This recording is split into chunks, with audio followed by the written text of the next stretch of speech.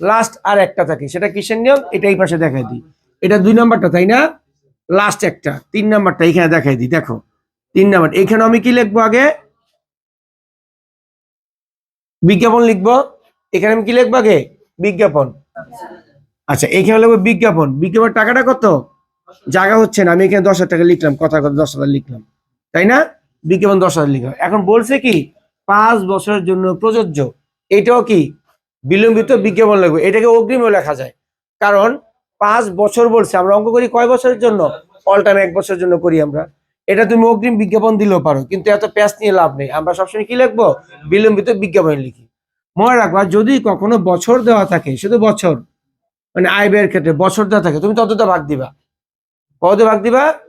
তার মানে এই যে এখানে কি লিখবো, মাইনাস বিলম্বিত বিজ্ঞাপন তো লিখবো নাকি, বিলম্বিত কত টাকা লিখবো, টাকাটা বের করবো কেমনি, 10,000 ভাগ কত করব, 5, 5 দিয়ে তো ভাগ হবেই, কারণ 5 আছে, 3 চারটে 3 আছে। করার পরে এখন এটা তো কোনো অংশ বলেনি, অংশ বলছে 5 বছরের জন্য বলছে, তারা দিয়ে দিছে।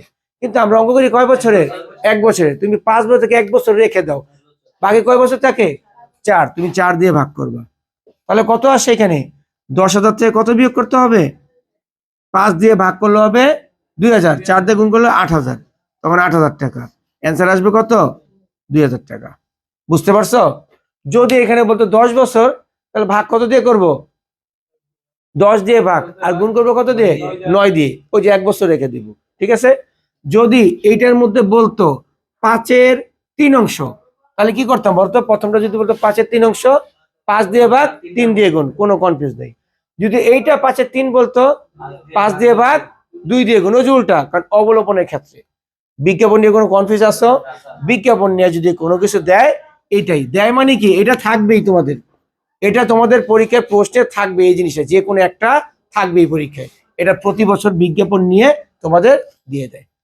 ঠিক আছে, আচ্ছা এটা হলো কি আমাদের, এখন কথা হলো এটা তো পরিচালন ব্যয় বসে বিজ্ঞাপন, আর কোথায় বসে জিনিসটা জানো, এই যে আমরা যে টাকাটা এখানে মাইনাস করা হয়েছে, কোনটা, এই যে বিলম্বিত বিজ্ঞাপন। বিলম্বিত বিজ্ঞাপন কোথায় বসে জানো, এটা আমাদের আবার আর্থিক অবস্থা বিবৃতি বসবে। কোথায় বসবে, আর্থিক অবস্থা বিবৃতি। সেখানে কি নামে বসবে, অনেকে চলতি সম্পদে বসায়, কিন্তু না, আমরা অলিক সম্পদ নামে দিব।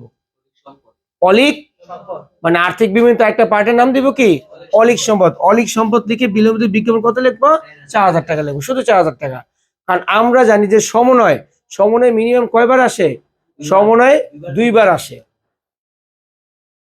আয় ব্যয় তো এবার হয়েছে, এখন এইটা আবার কোথায় যাবে, আমাদের অলিক সম্পদ, সম্পদের পাশে বসবে, অলিক সম্পদের বিলম্বিত বিজ্ঞাপন নামে বসবে।